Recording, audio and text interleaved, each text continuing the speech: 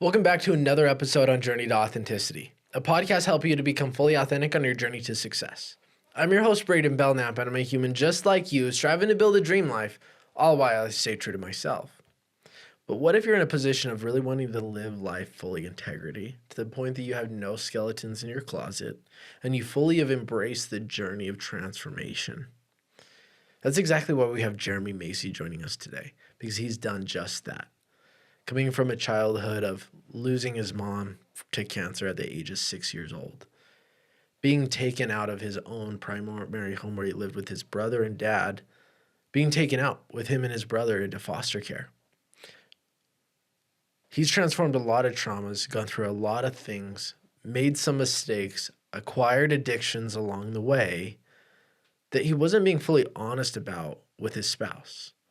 And through hitting a nail, a snake, a curveball, whatever you want to say in his journey, he went to his wife and fully apologized, letting her know what he was going through, his addictions, which naturally not only gave him the opportunity to now be his best self, it gave him and his wife to build a phenomenal relationship.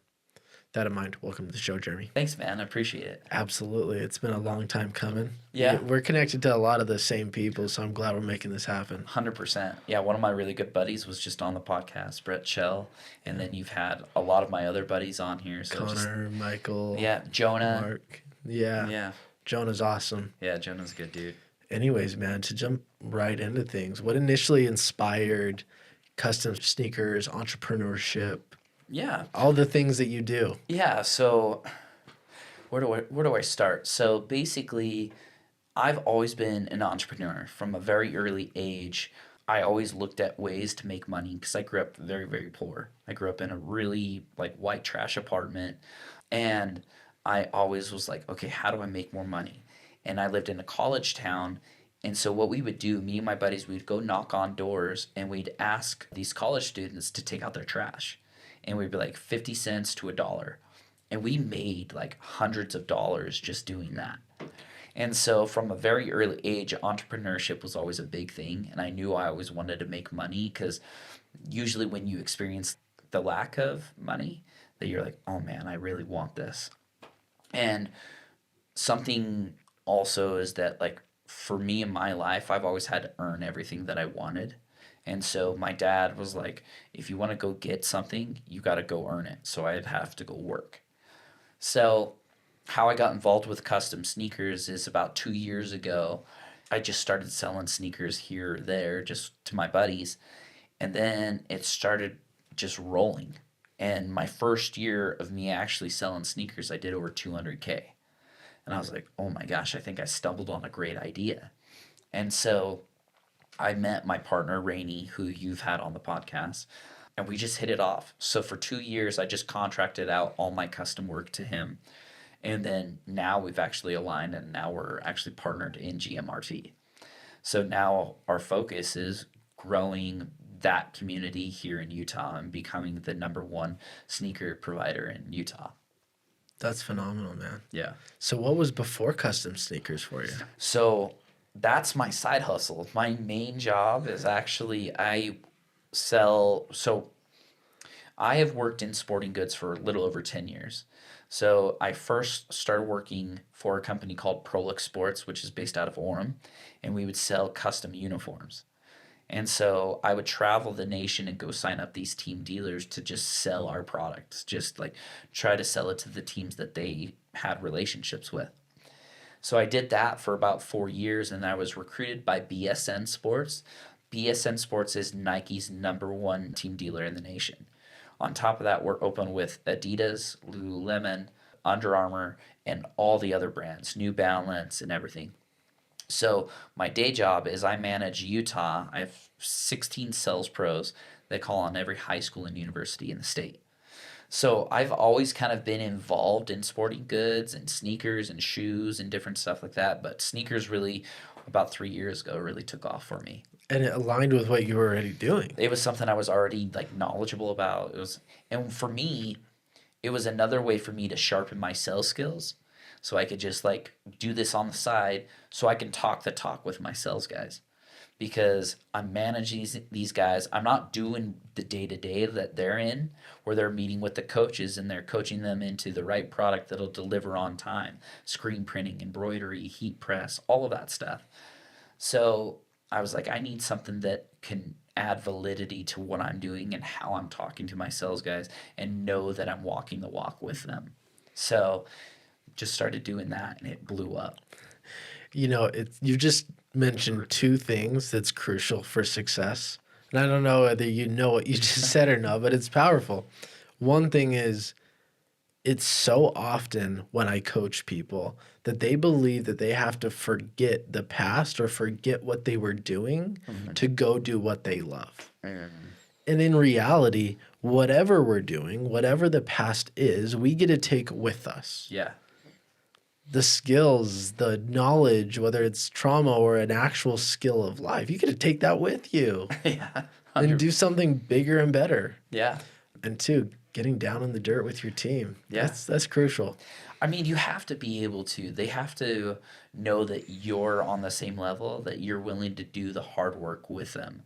And I think it only adds validity to, if I'm asking them to do X, Y, and Z, I got to be willing to do it. So it's a leadership lesson, right? Like, I never ask my sales guys to do anything I'm unwilling to do. So for me, it's just a lesson in leadership to always try to be knee to knee, shoulder to shoulder, go and fight the battles with them.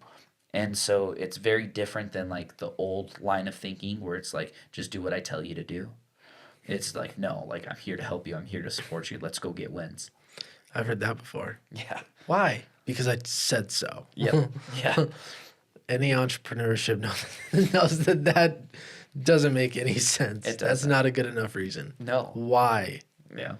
Yeah, I love that you highlight that. That's phenomenal. Thanks, And I man. love that you married the two together to be able to still bring what you were doing on the side, but also benefiting your current team. Yeah, yeah, it's really, and not only that, like, even my normal day job, I've had marketing directors and VPs reach out to me and like, hey, can you do this for me? Can you do this for me? So it's almost like it just meshes together perfectly, because custom sneakers is something unique that not a lot of people are doing, and it's also projected to grow it's supposed to grow to $161 billion by 2033. Wow. So the scale that it can be, and so right now we're just getting our reps in. We're learning the nuances. We're creating the checklists. We're going through the entrepreneurial journey of figuring it out and creating the systems. There's actually a guy out of LA. His name is Shoe Surgeon. The guy is crushing it. He works with all the athletes, he works with all the celebrities, but he also does a lot of his own collaborations and stuff like that. He's proven the concept for us. So now it's just replicate, rinse, and repeat. Why make something new? Yeah. Yeah. If you're good at something, Yep. you love it, Yep. and somebody's already doing it to where it's scalable and you know that it's working, Yeah. go do what they're doing. Yeah. Don't feel like you need to recreate the wheel. 100%. It's not, you've taken the idea and you're making it your own. GMRT is phenomenally unique. Yeah. And I mean, obviously, I know you and Rainey, but the reason that you guys are coming on the podcast is because you have value. Yeah. It's not because you're just some Joe Schmo off the street. And I'm like, oh, you look kind of cool. You got some cool tattoos. Thanks, man. GMRT is unique, and you guys have really created something that's going to impact Utah as a whole, but I'm sure it'll go way beyond that. Yeah, it should. It should. So It will. it will. There we go. Absolutely. So you mentioned coming from white trash apartment. Yeah. What was that like, having to go knock on doors at a young age simply to make money? I mean, I loved it. Like, it was my first step, so I did door to door, just doing that initially to just make some money extra, like to go buy video games. Like, that was our big thing. It's like, we love to play video games, and it's like, okay, well, we can't afford it, and so I was like, okay, I got to go work. And then during the summers, I would go and work landscape. So I'd go mow yards, I'd go do other things, and then I'd make enough to go buy a gaming console or whatever, and I'd start doing that. And so anything I ever wanted, I knew I had to go earn. Sure. And so that's something that I give credit to my father, that he really taught me that. He came from a sales background to always be closing. He also pushed me to always have conversations with individuals and not be scared of just being willing to get in the dirt and have conversations with people. So I started doing that from an early age, and then when I was 18, we went and sold door-to-door alarm systems. And so that was right before my mission, and we crushed it. Like me and a few buddies from high school, literally the day after we graduated, we drove out to St. Louis, Missouri. We got into this apartment and we just went to work. And I would study all morning because I was like, I need to learn the scripts. I need to know how to do this. I need to know how to walk the walk, to talk, and replicate what the guys were doing. And so I remember my first month, I sold close to 50 accounts. That's phenomenal. And I was like, this is insane. And I was getting thousands of dollars just as an 18-year-old every week just by selling alarm systems. Like, this is crazy. This is crazy.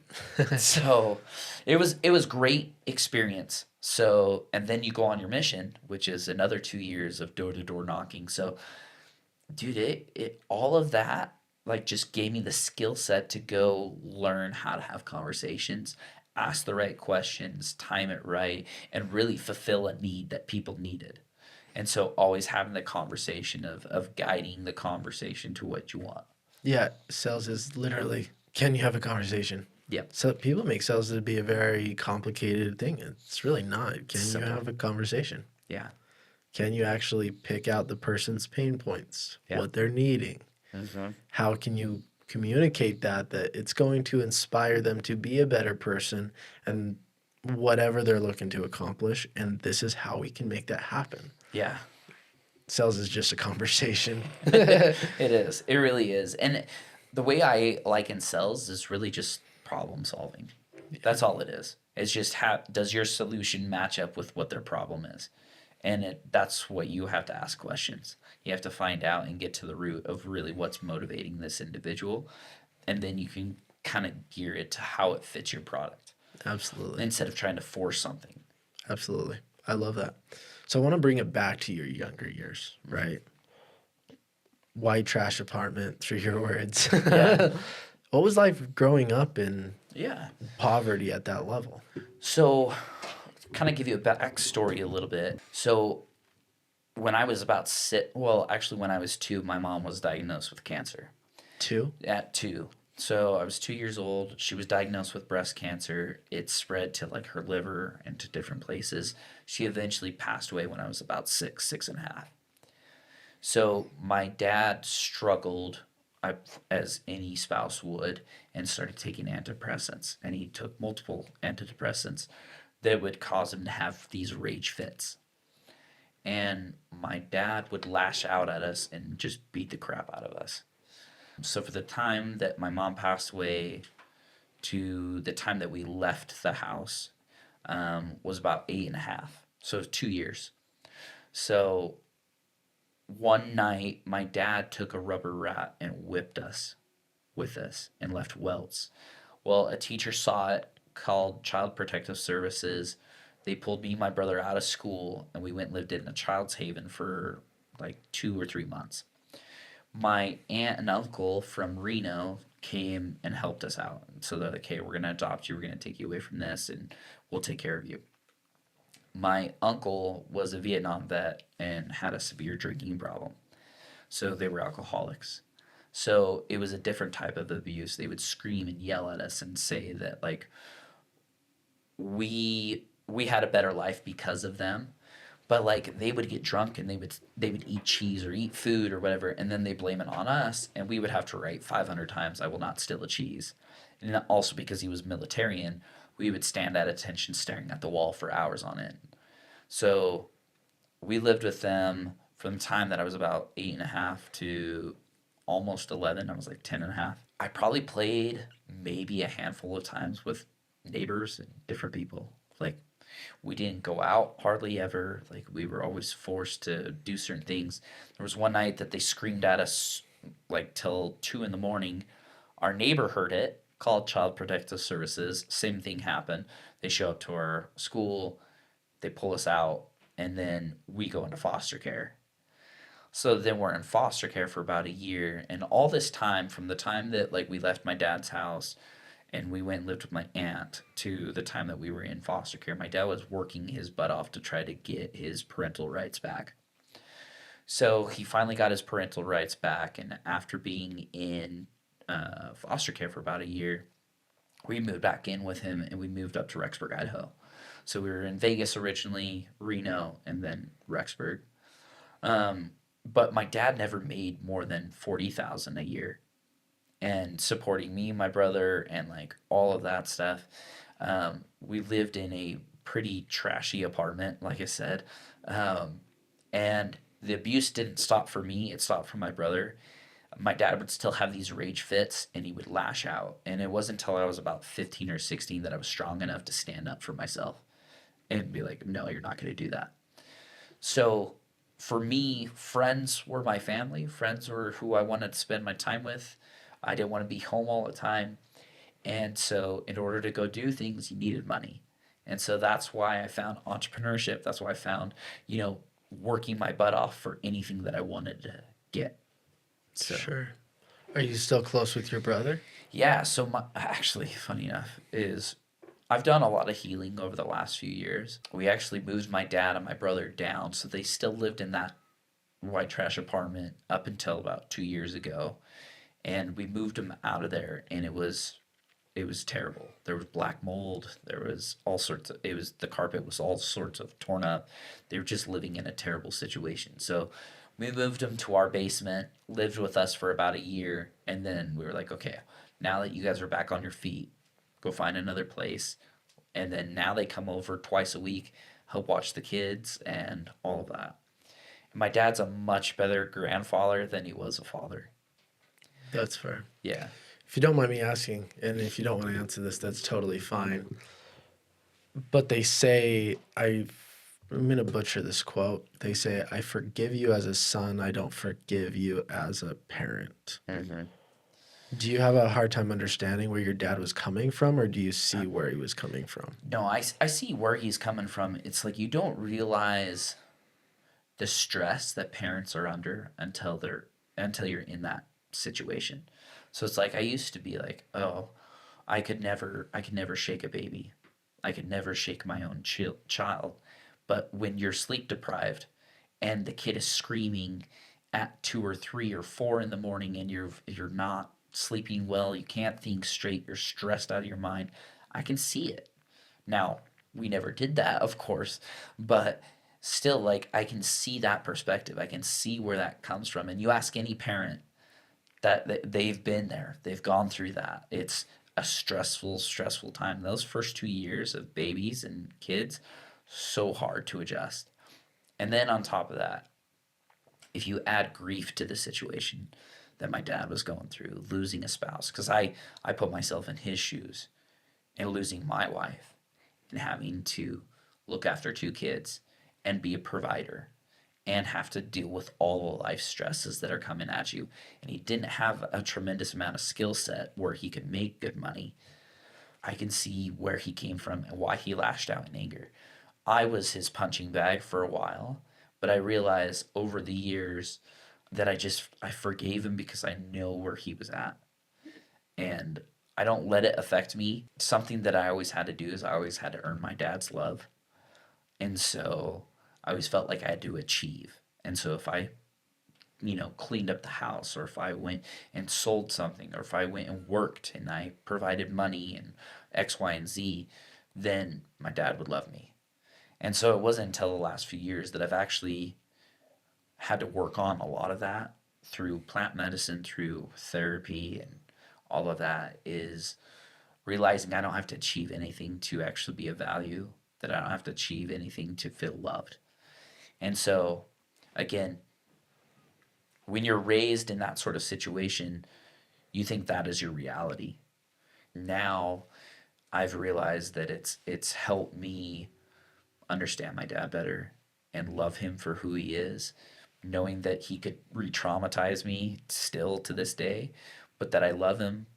I don't let it affect me as much. So I'm proud of you, man. Thanks, That's man. phenomenal. yeah. Have you and your dad had those conversations of I'm sorry, like we're moving forward, or what has that? How have you guys molded your relationship back to where it is now? So yes, we have. So it was actually through a circumstance where my dad was rushed to the ER because he was severely dehydrated, so he was in kidney failure. And this was this last summer actually.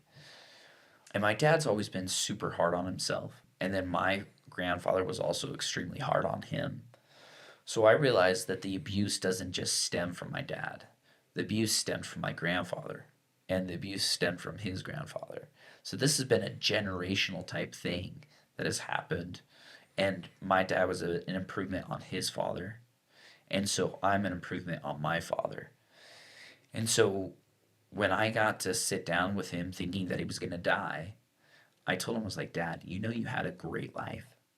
Like, everything that you've taught me has helped me show up better for my children, helped me show up better as a father. Because I've gone through the worst of the worst. I've gone through the abusive situations, both physically and mentally. Because of what's happened in my life, I can have gratitude and love for you and for what you did, because really you started this trend. You were an improvement on your father, and your father was an improvement on his father. And so if this is the end for you, I was like, I want you to know that you had a great life and that we love you, that my children love you, that Tom loves you, my brother. And so no matter what is in the past is in the past. And as we move forward, like, just live the life that you want to live. And we were able to mend that fence, and he cried, and I of course cried. And it was just a special moment in that hospital room, just being able to talk about that. That's phenomenal. Yeah. It takes true vulnerability is like the end all be all to everything. Yeah. Like if you're willing to be vulnerable, obviously with yourself first and foremost, of hey, what am I really thinking? What am I really feeling? How do I really want to move forward in life? And you're also willing to hear that from somebody else. It's a magical spark. It is. Your story, whatever it's going through, like that mended you guys. It did. Yeah. That's phenomenal. I mean, that's kind of why I've taken the stance, is like the shit that people go through is really, there's a gift in it all. So it's like when you're going through like the hardest challenges, when you're going through like the darkest of days. I mean, I remember there was a time when I was 16 years old where I stuck a gun in my mouth, and I thought I was going to end my life. And because I didn't see an end, I didn't see the light at the end of the tunnel. And I reflect back on that day now as a gift, because I didn't have a greater perspective at that time when I was going through the shit, when I was going through the abuse, when I was going through the problems with my dad and not feeling loved, and also all the hormones and everything when your body's changing and everything, that you think that this time is going to last forever. You think the problems that you're going through right now are going to last forever, and that's so not true. Because when you zoom out and you have a greater perspective, when you look at the macro, it's all a net positive. That's amazing. Going back to that day, gun in your mouth, what was the outcome of that? I think back to that day where it was just, I think I had a physical confrontation with my father. He left to go to work or something, and I remember just like feeling like shit. And I think there was something going on at school. I can't remember exactly what it was, but like when you're in high school, you think that's the end of the world. Like that's everything. And I remember like, okay, my dad has this gun. I'm going to go load it. So I went and loaded it. And it was a rifle. And I stuck the gun in my mouth, and I sat there without my hand on the trigger or anything. I was like, what the hell am I doing? Like, what is this? Like, and then I stopped. I just like, no more. And I think I had friends come over after that, again, like when you're feeling depressed, when you feel like all of that, it's really important to have a community. It's really important to have people around you. And I think having a tribe that's being willing to show up for you, not everyone has that. And I think since 2020, that's even become more evident, is that people are wanting to isolate a lot more. That's why it's so important to continue to foster and have those sort of relationships. And I think, honestly, I think back at that day, now that you asked me that, like, really, it was probably a friend that came by the house that stopped. Like, I was like, oh, shoot. I was like, gotta put this away. Not show Shout out that I to a did friend. anything. Yeah. Shout out. Yeah. I'm glad you're here, truly. Thank you. Because once again, how many people have you impacted by your story today? Yeah. I mean, I see how close-knit you are with some individuals. I haven't been a part of those conversations, but I guarantee you sharing your story has inspired them to be a better version of them. Yeah. Yeah. 100%. And also realizing that someone has it worse than you. So it's like I was on the 1090 podcast with Mason Sawyer. Mason Sawyer lost his wife, his brother, his niece, and his 2 kids. And his son that's still alive was in the car at the time. And I just can't, like, I remember when he shared that story, it just impacted me so heavily that it made me want to be more present and be more focused on my family and not worry about all the other stuff that happens in life. Just focus on being present with the person that's in front of you. And so, like you said, is that it's having that perspective, is that someone always has something worse than you, so you can have gratitude for the problems that you're going through. Because how often have you heard like other problems and you're like, man, I'm just grateful for my things. I'm grateful I'll take my stuff back. 100%. Wait, I was worried about this yesterday. Why the heck was I thinking about that? Yeah. That was a waste of time. Yeah. Losing that many people at one moment. Oh my goodness. Yeah. That breaks my heart. Yeah. What I see in you, we talked about this before the podcast, though, is victim mindset, though, right? Yeah. A lot of people actually don't understand the difference. They think a victor just perseveres and, almost that toxic masculinity of, I'm tough, I don't have any emotions, we're getting shit done. Yeah. And then the victim is the crying, the, oh no, poor me mentality. No. The victim sees the problem and stays in the problem. The victor sees the good, the bad, and the ugly, talks about it, talks about the thoughts, the emotions, their behaviors that they may regret, hold shame for, whatever the case is. But they plan for the future of how to overcome that. And you're the definition of a victim. I mean, a victor, sorry. You're the definition. I'm just calling you out here, Jeremy. No, a victor. Like, seriously, the things that you have gone through and where you're sitting at today is that's a badge of honor right there, man. It definitely does. And then I also, like, on the flip side of the coin is like, oh man, like, other people have it worse. Like, do you know the Auntie Anne?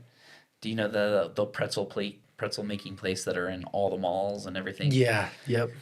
So her story, she came on to Ed Milat's podcast and shared her story about what she went through. She was raised Amish. She lost her daughter when she was 4 years old. Her sister drove over her in a tractor on accident. Well, she was grieving the loss of her child and everything, invited in a church leader. And then that church leader raped her. And then she had to go through 10 years of depression and fighting her husband and just lashing out because hurt people hurt people.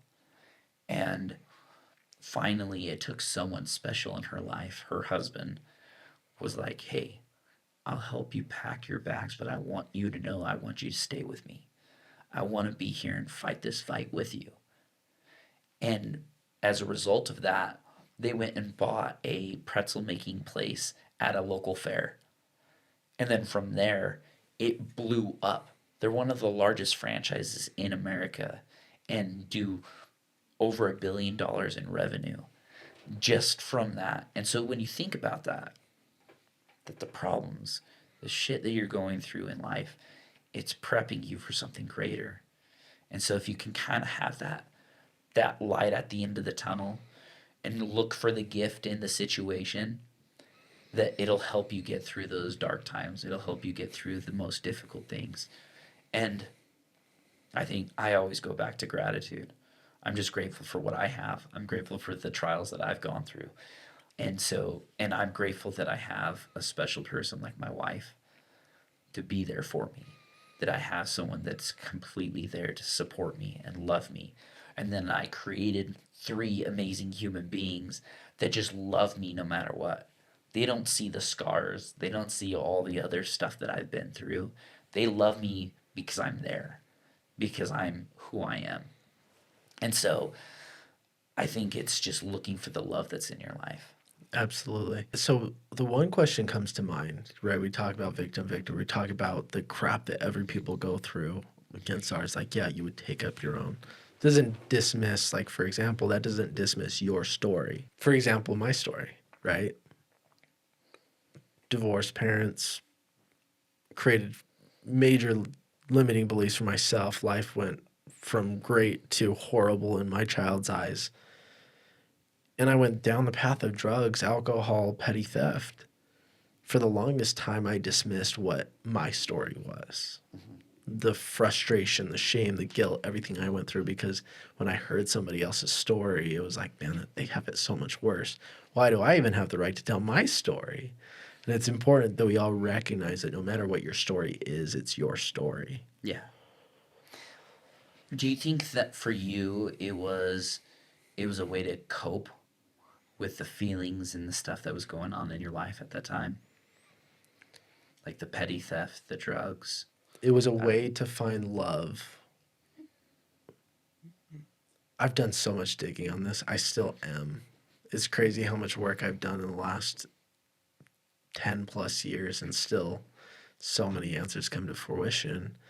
But the one thing that I can think of is I was just looking for love.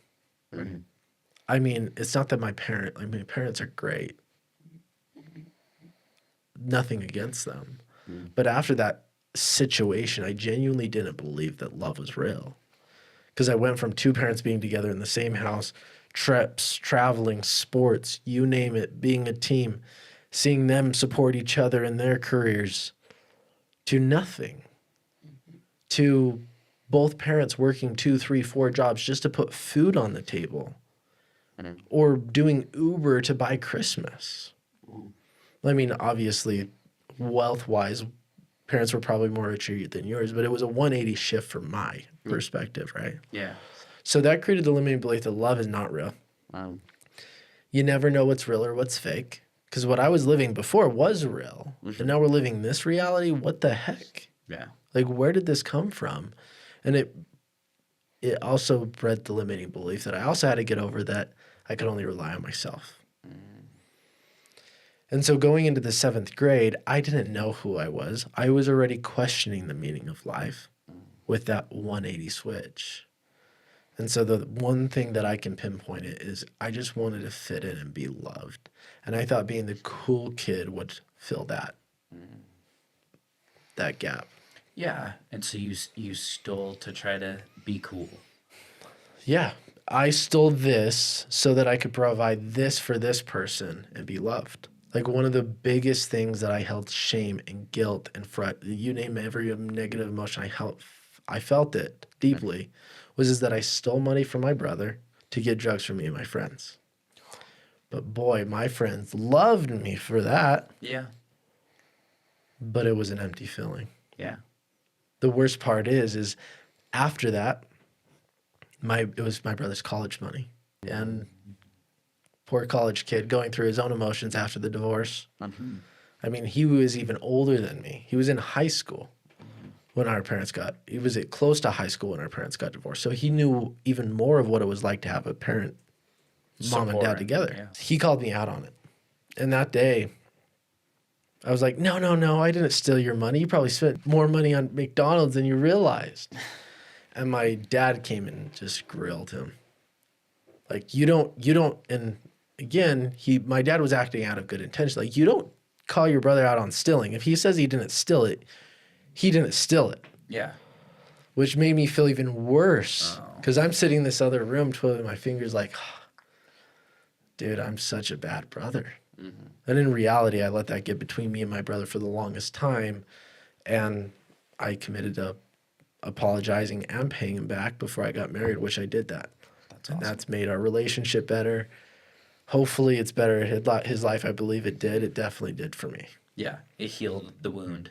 Oh, absolutely.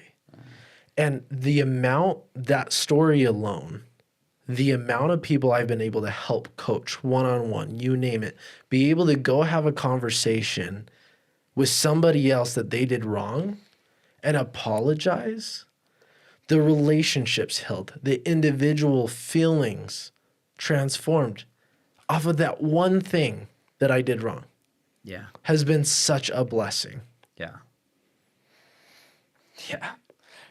You said something, I think, crucial that needs to be called out is be willing to have the hard conversation.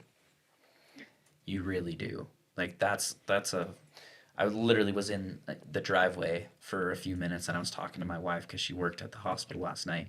And so I was like, hey, just reconnecting and having conversations about, like, a friend in her life is going through a very, very hard time with her spouse.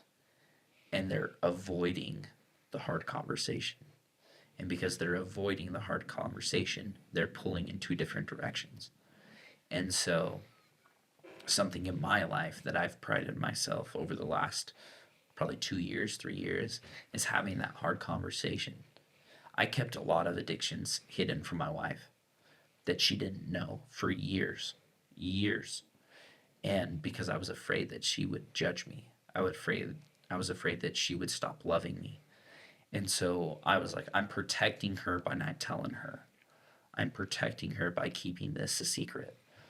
In all reality, it's only damaging to yourself. And like you talked about this, it was super healing for you to finally have that conversation. So with my wife, she's still practicing LDS faith. And in 2018 is when I decided I didn't believe that the church was true anymore, the Mormon church. And so, and all my life I've been raised Mormon. And so I had to come to her thinking we're going to get a divorce by me telling her that I don't believe the church is true anymore. And so I sat her down and I was like, babe, I don't believe anymore. And I can't support going to the church. Like, for me, it's either I have to be all in or all out. And so I just was real with her and told her exactly how I felt. And she's like, no, I know. I knew that you were feeling this way. I knew you were going through this, but that you were just fighting your own fight. And it's something special about people in your life. They know energetically, whatever, they know. You just need to have the hard conversation and make that happen. And then on top of that, from one of my coping mechanisms from my upbringing was, like, for my brother, it was food. So my brother is very much overweight. He's always had and struggled with weight, or with food and weight. So that was his addiction. Mine was pornography and sex. From a very early age, I was exposed to it when I was in foster care. And then from then on, it just was like, it was a driving force all of my youth. And even up until about 2 years ago. And so when I had to tell Jesse, and that was part of being part of We Are the Theys, about being authentic and being vulnerable, but also being in integrity with oneself, I was out of integrity. And so something I had never told my wife, never communicated with her, and I thought this was like, oh, okay. I told her about the religion piece that I no longer believed, and she still stuck it out with me. Is this going to be the straw that breaks the camel's back? And so I go to her. After our ludus in Moab, we jumped off of a 400-foot cliff, but I wrote down on this piece of paper that I was going to leave that man behind in that canyon, and I was going to rise up as a man of integrity. And so I went home from that ludus. I told Jesse, cancel your shift at the hospital.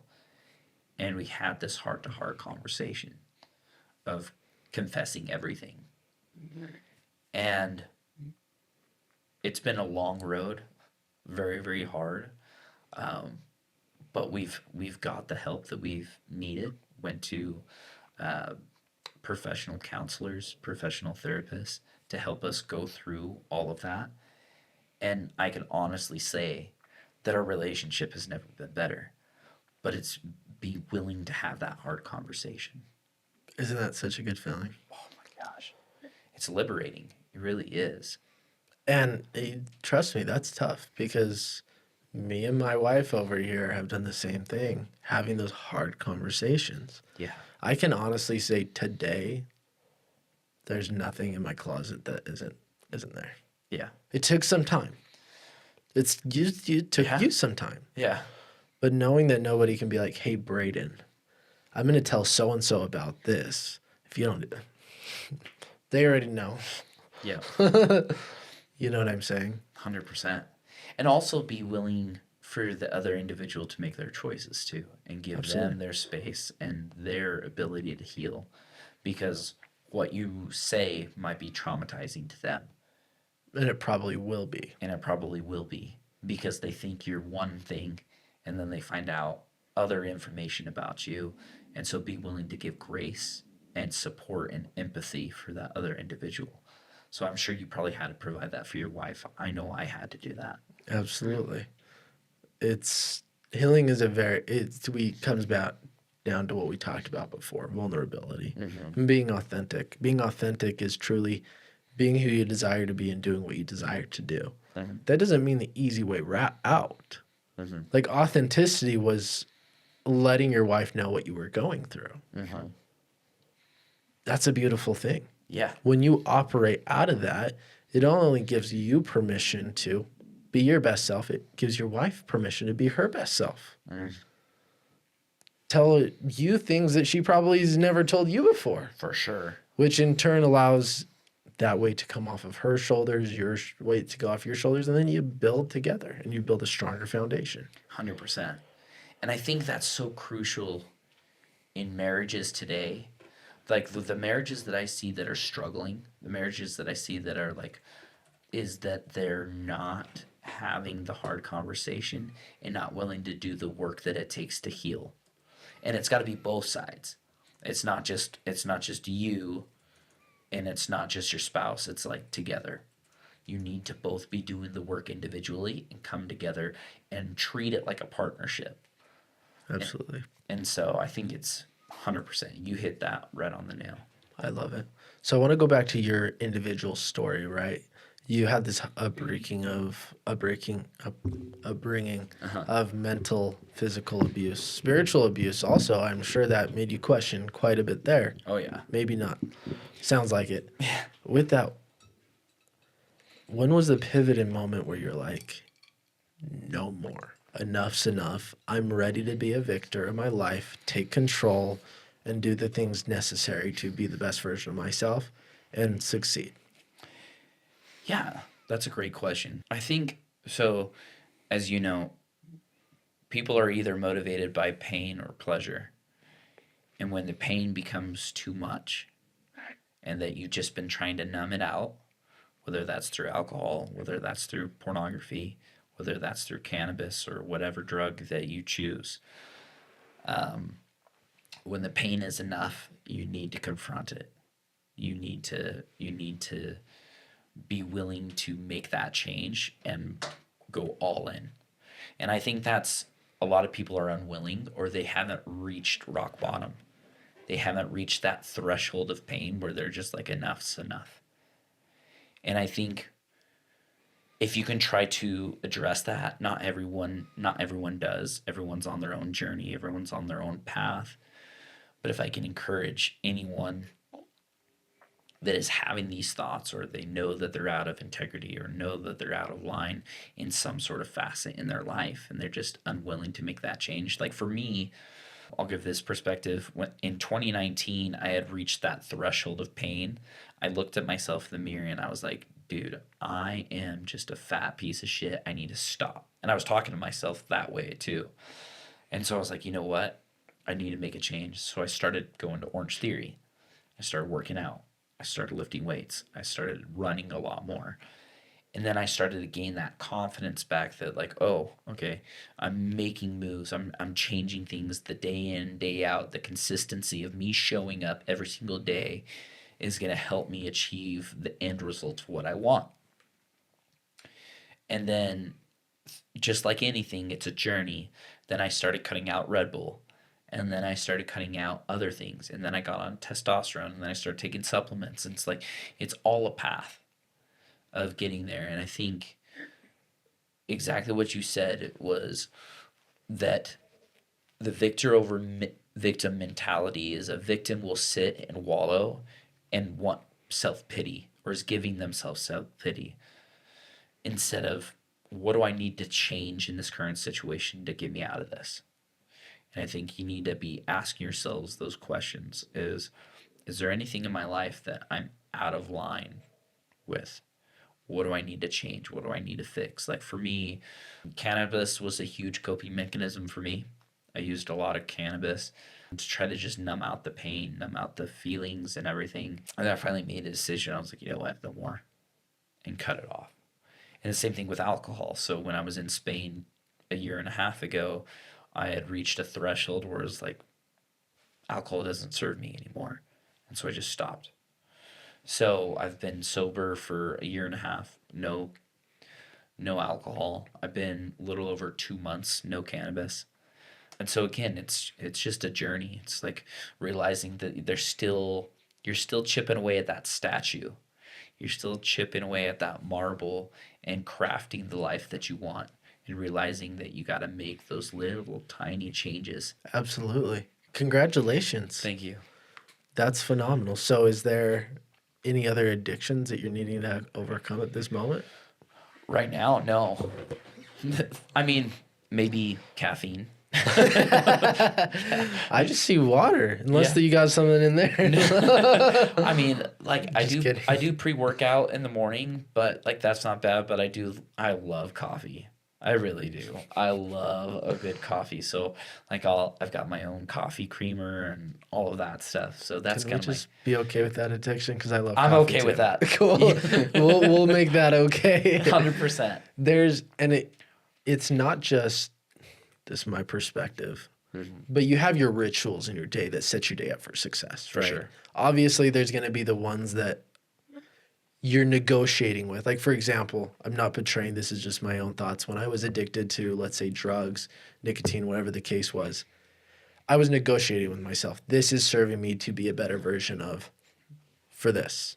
That's what cannabis was for me. Right? This isn't just me. It's like coffee I honestly can go without. Although when I make myself a hot cup of coffee in the morning, the warmness, when it's cold outside, I read a good book. Mm-hmm. It's actually serving my well-being. Yeah. Yep. Yeah, and I think when you think about it in the long term of things, coffee's probably the most natural caffeine provider out of anything, because it's coming directly from a plant. I also used to justify that with cannabis, is that cannabis came from a plant, so therefore it's okay. But when you're overusing it and you're just using it to numb out or to deal with the stresses of your life, which is what I was doing, is I was using it to de-stress. I needed to find a healthier outlet of de-stressing. Do you still use it in healthy terms? I have not used it in the last over 60 days.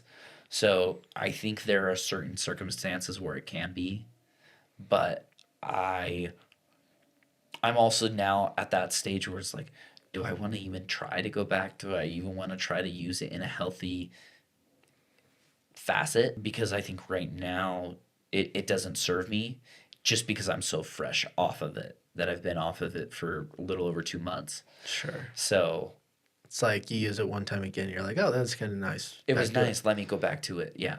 And I think that's the same thing with almost anything, right? Absolutely. And I think one of the hardest addictions to overcome is food. So it's like, when you really think about that, you have to eat. So it'd be like telling a heroin addict, like, hey, just a little bit of heroin every single day is okay. And you're like, oh man, but you get that little bit and you're like, oh, I want more. I want more. I want more. Well, I had a bite of a brownie. Why can't I have another 3 bites? 100%. Or why can't I have the whole pan? Yeah, exactly. And so I think that's probably one of the most challenging. And I think that's why obesity is such a huge rampant issue, is because a lot of people do tend to eat their emotions. They tend to go to that as a way to distress because it satisfies it. You get the taste, the smell, it hits on a lot of needs that you want. It's also fulfilling. But like with any addiction, a lot of addictions stem from childhood trauma.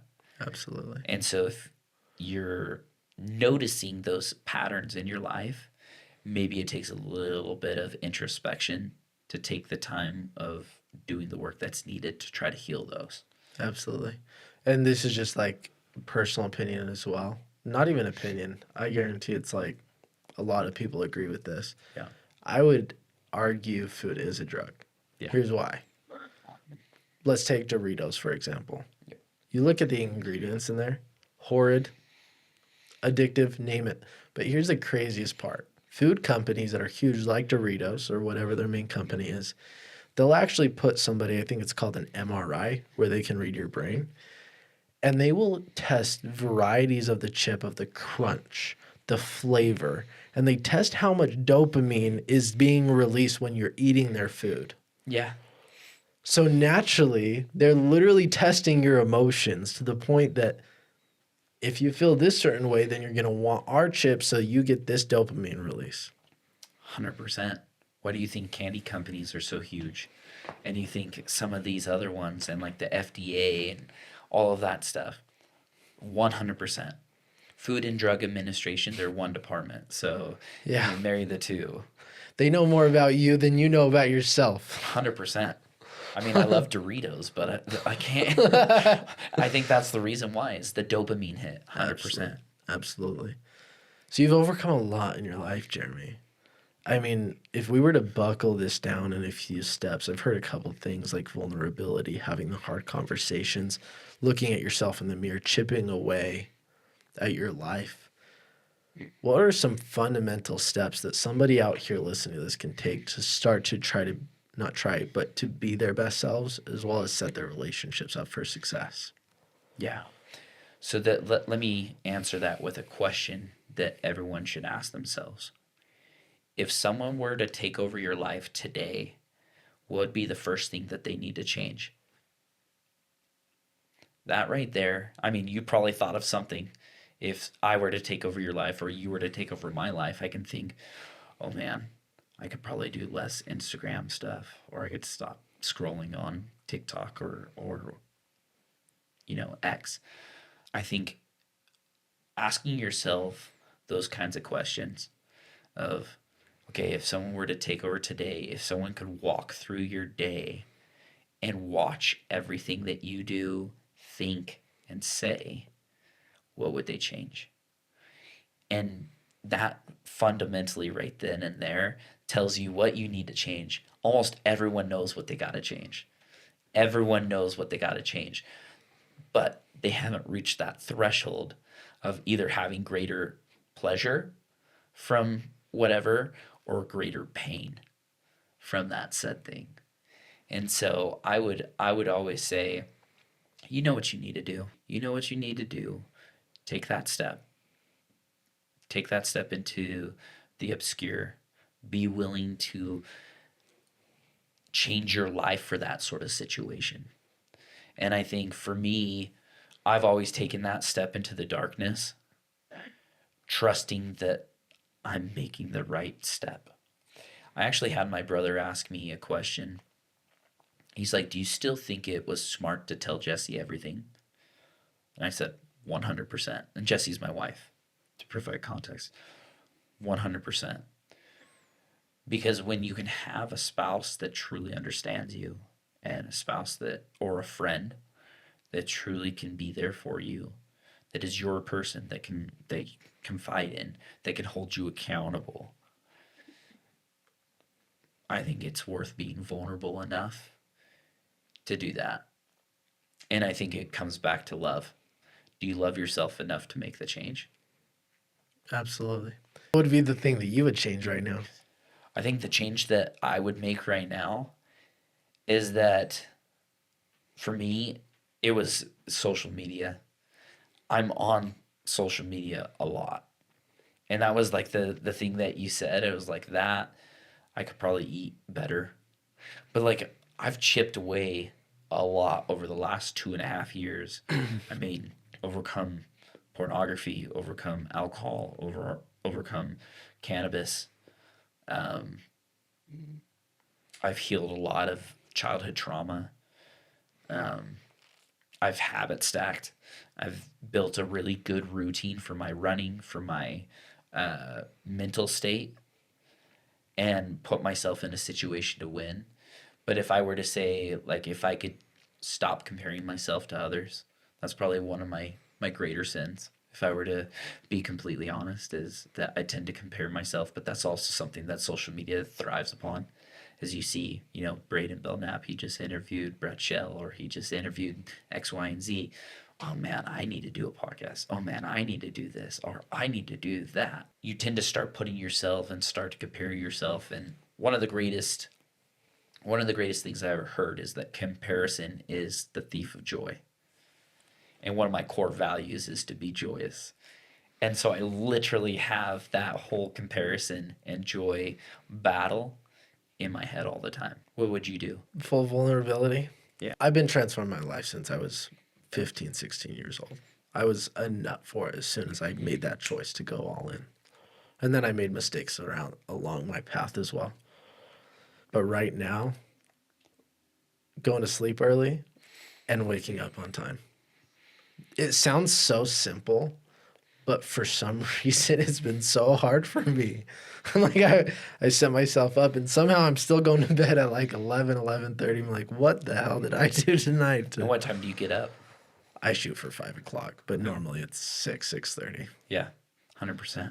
And that's nobody, like that's me. I realize 6:30 can be way too early for some people. For me, that's late. Yeah, 100%. Yeah, I fight that battle too on the sleep side of things, because sometimes I'll stay up later than I should. And then I'm like, oh man, and then the next day I'm dragging. The one thing that I always try to do is I don't ever try to negotiate with myself in the morning. And so something that I've done, and I pulled this from Atomic Habits, which I started setting my alarm 5 minutes earlier every day. Because 5 minutes is imperceptible. 5 minutes, like even if you were to hit the snooze button and you would sleep in for an additional 5 minutes, you're not going to feel more rested. You're not going to feel more like ready to go and tackle the day.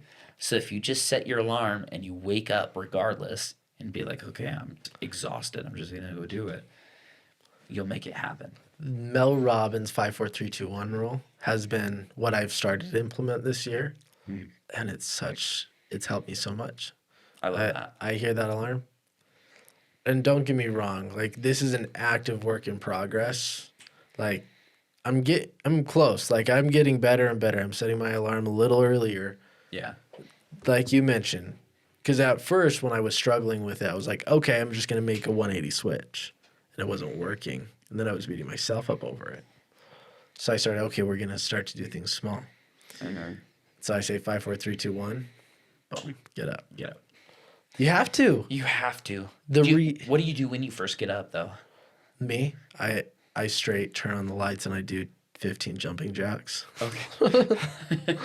With your wife next to you, you're just like... No, I come in here, turn the lights on, 15 jumping jacks. Okay. Because I find the light will wake me up immediately. Oh, there you go. Along with some movement. There you go. Something small to get me going. Okay. From Do you there, have any sort of workout routine or anything like that? my process in the morning is get up, lights on, jumping jacks, review my schedule really quick. And then I normally will take a cold shower, then work out, and then get ready for my day. Or I'll work out, cold shower, get ready for my day, and then execute. I need to do that cold shower thing. I've been doing it every day. I haven't missed a day in probably over a year and a half now. And would you say it's a game changer for you? Absolutely. It's one thing that I will never negotiate myself on. ever Yeah. because it's so powerful. Don't get me wrong. There's times I sit there, I'm like, I hate you so much. Yep. And then I get out, I'm like, I love you so much. I love that. The emotion. A cold shower's dopamine release will release more positive emotions for you than an antidepressant. 100%. I agree with that.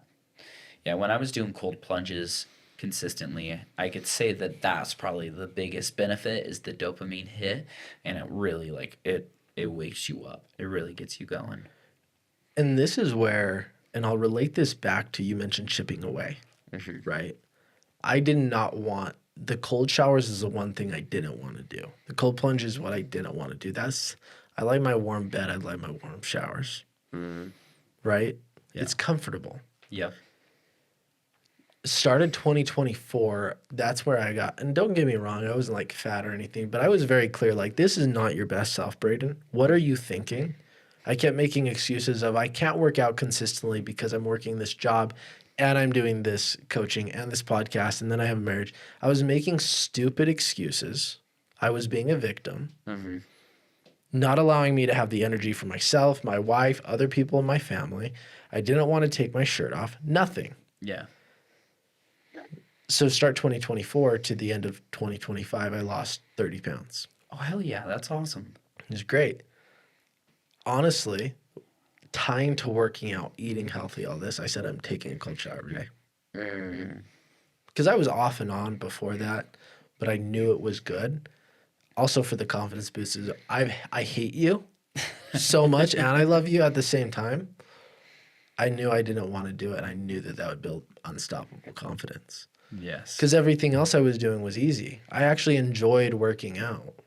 I actually enjoyed going on a run. I actually enjoyed eating healthy. Yeah. I actually enjoyed drinking water. It made me feel good, and it wasn't really that big of a push. Yeah. Because I enjoyed it. The cold shower was the one thing that was that animal of like, test me. And so that cold shower every morning, it instills immediate confidence in the morning of, if I can do this one hard thing, what's going to stop me? Yeah. Yeah, if you want a disproportionate outcome, you got to be willing to do something that people aren't willing to do. Yeah. Most people, and going back to your original question that you asked me, most people seek comfort over discomfort. People get really comfortable in their lives. They get really comfortable with their addictions. They get really comfortable with whatever they're doing, job, spouse, whatever. You need to be seeking discomfort. Humans were created to achieve, to do things, to make things happen. And what does that look like? It's to actually take action and make things happen. Be uncomfortable. Be willing to seek that discomfort. And I think that's something that if anyone were looking at making a change, seek that discomfort and it'll happen. And if you constantly are seeking that, one of my favorite quotes, actually, and I love this quote. This is from The Greatest Showman, who is also P.T. Barnum, that he's famous for this quote, is comfort, the enemy of progress. And so if you're not feeling like you're progressing, or if you're feeling like you're stuck in your life, you got to seek that discomfort. And you just nailed it. The nail on the head is having that one thing that's uncomfortable and that sets up the rest of your day. Absolutely.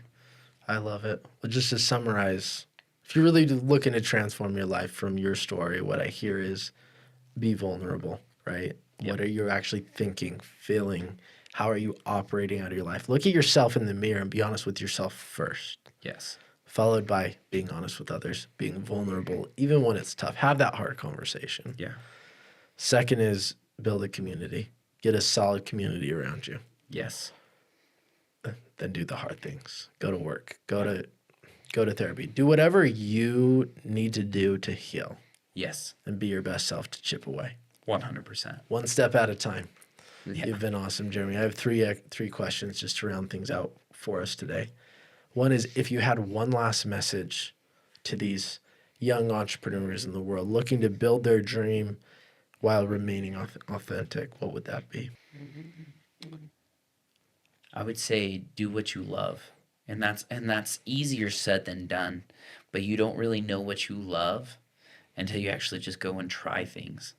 And so if you're young and you're feeling like aimless a little bit in your life, or you're feeling like you don't know what you want to achieve, you'll figure it out, but you need to start taking steps and changing things up.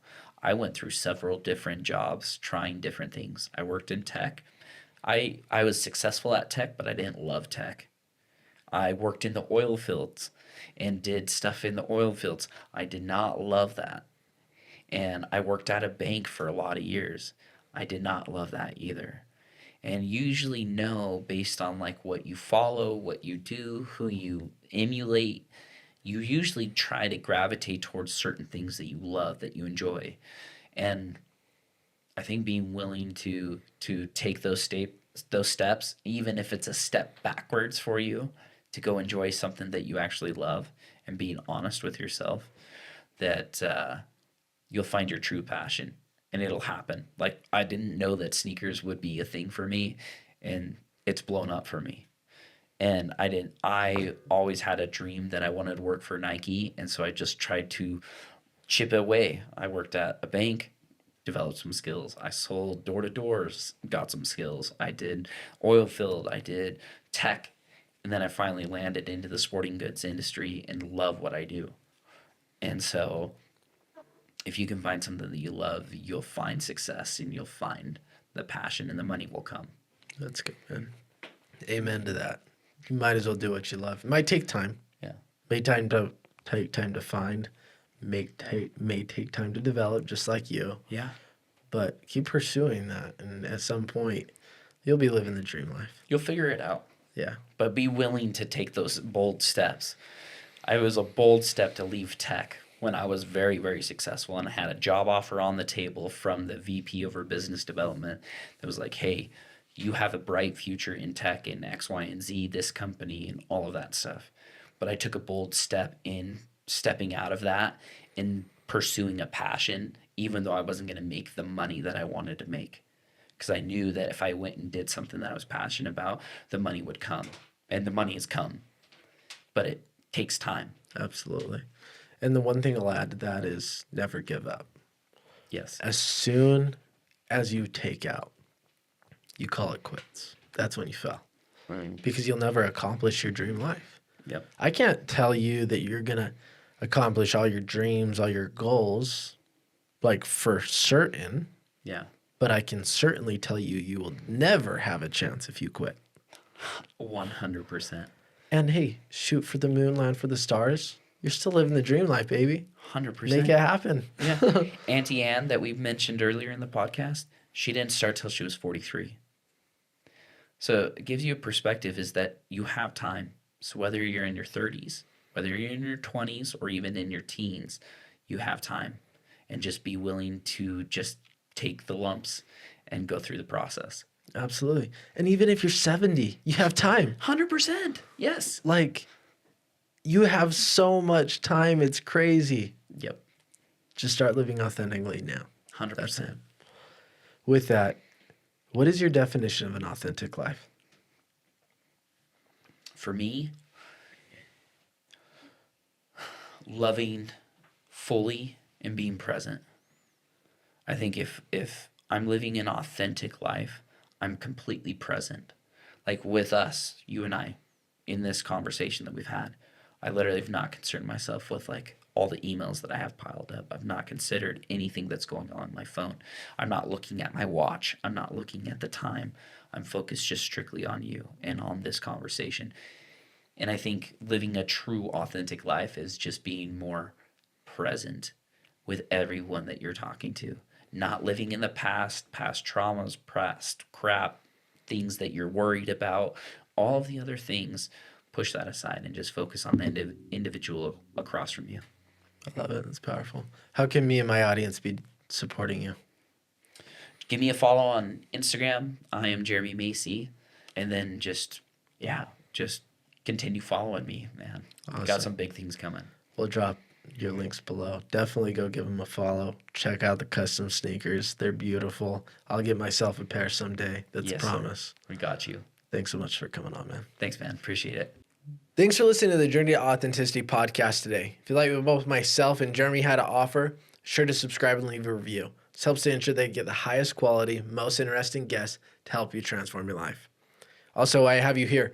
If you're in a place that you really want to take by hand what both myself and Jeremy talked about today, ensure that you go to the link below or go to braidenbelnap.com and then go to coaching, where both me and you can jump on a conversation, a coaching call, my gift to you, where we really can develop your vision for life of who you want to be, what you want to accomplish, your next 3 to 9 steps to get there.